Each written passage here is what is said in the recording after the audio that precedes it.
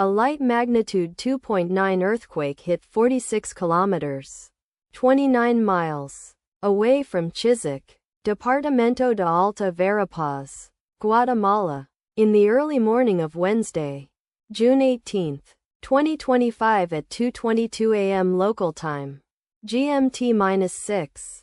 The quake had a very shallow depth of 5 kilometers, 3.1 miles, and was not felt, or at least not reported so. First to report, INETER after 19 minutes.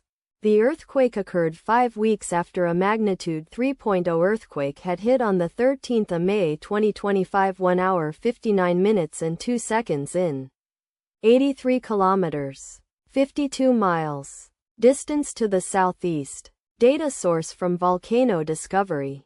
Did you feel it? Let us pray.